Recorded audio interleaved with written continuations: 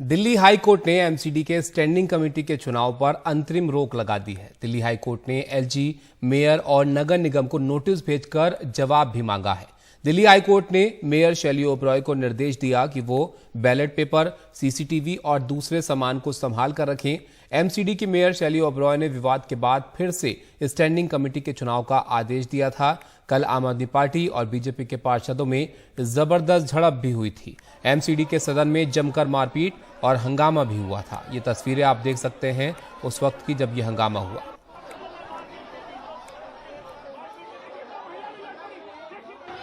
नगर निगम के standing committee के 6 सदस्यों का चुनाव फिलहाल अब 2 हफ्तों के लिए टल गया है।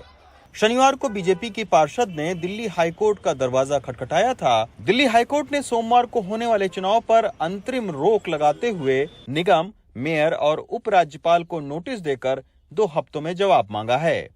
साथ ही मतगणना से जुड़े सारे दस्तावेज और फुटेज संभाल कर रखने को कहा है। हाईकोर्ट के इस फैसले से अब दोनों ही पार्टियां खुश दिख रही हैं। इस ऑर्डर को मैं अपनी जीत ही मानूंगी, क्योंकि री इलेक्शन को स्टे लगा दिया गया है तो हमारी जीत ही हुई है। क्योंकि कल जो सदन में हुआ आप सबने देखा, मीडिया ने पूरा चलाया, कैसे काउंटिंग के बाद तरीके से काउंटिंग की प्रोसीजर को कंप्लीट नहीं होने दिया गया और कैसे बीजेपी के काउंसलर्स ने स्टेज पर आकर मुझ पर हमला करा और साथ ही इसी वजह से मैं स्टेज से बाहर निकलते अपनी जान बचाती हुई गई। तो बहुत ही शर्मनाक और दुर्भाग्यपूर्ण घटना कल हुई। वही बात आज ऑनरेबल कोर्ट की तरफ से कही गई है कि जब तक आपने पिछला इलेक्शन का रिजल्ट डिक्लेयर नहीं किया तो आपको नया करने का कोई राइट नहीं है। आपको पिछले इलेक्शन का रिजल्ट डिक्लेयर करना चाहिए।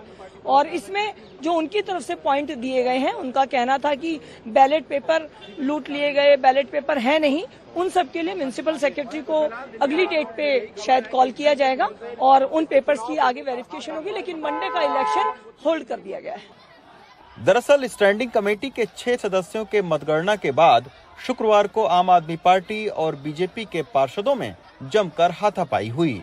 मेयर शैली ओबरॉय ने बीजेपी के एक वोट को अवैध करार दिया था, लेकिन बीजेपी उसे वैध मान रही थी।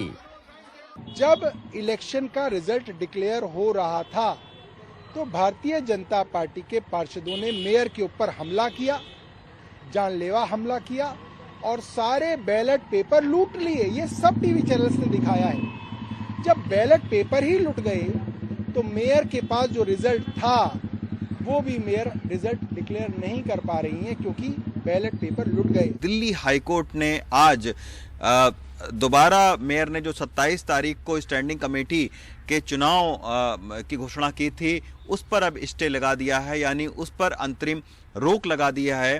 साथ में दिल्ली हाईकोर्ट ने नगर निगम, मेयर और उपराज्यपाल को नोटिस देकर जवाब भी मांगा है।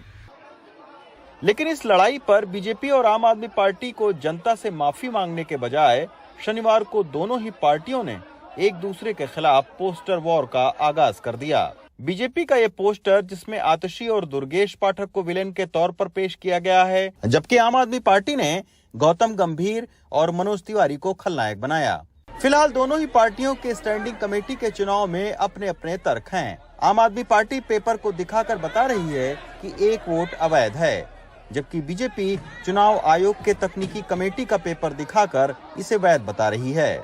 दिल्ली से रवीश रंजन शुक्ला, एनडीटीवी इंडिया।